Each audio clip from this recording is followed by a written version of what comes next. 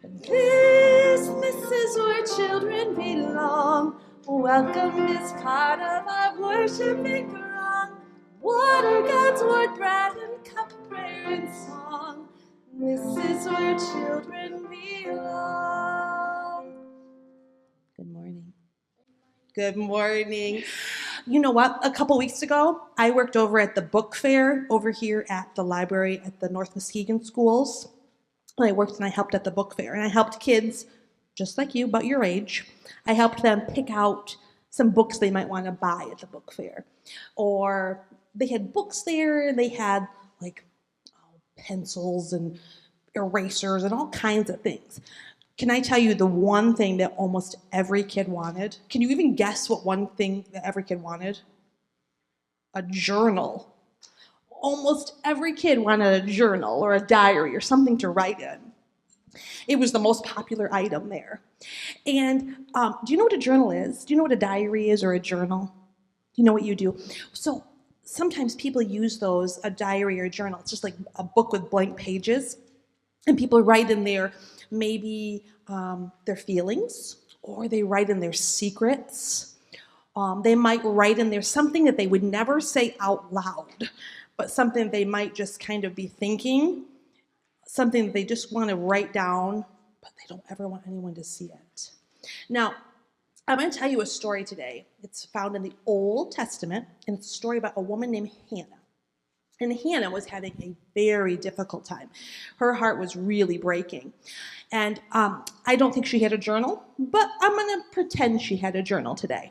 And Hannah, all she wanted, the thing she wanted the most in this world, was to have a baby. She wanted to have a child, but she just couldn't get pregnant. So she was just really heartbroken about this.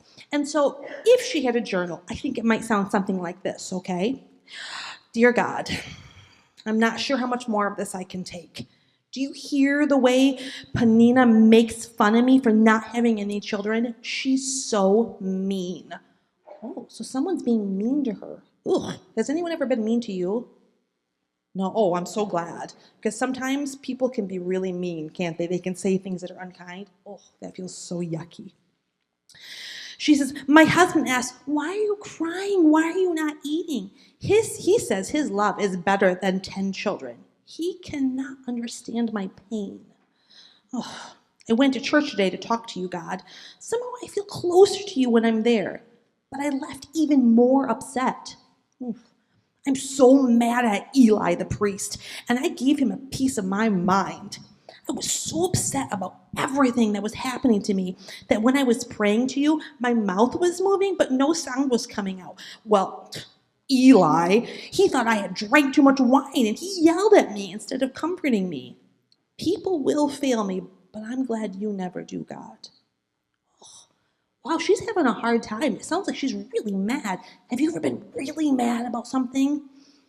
No, I bet that is not true, right, Mom? I know I have been so mad sometimes. I just want to scream, and I get so upset. Do you think that she's feeling really upset about something? Ugh, she is really upset, and she's talking to God about this.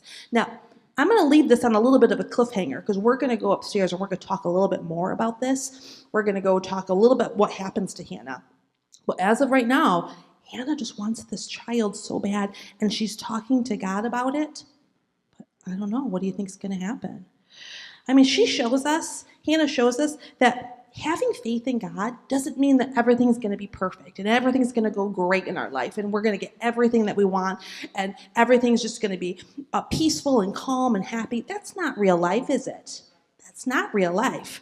But having faith in God is remembering that things are going to be kind of yucky sometimes, but we continue to go back to God, to talk to him about the yucky stuff that is happening.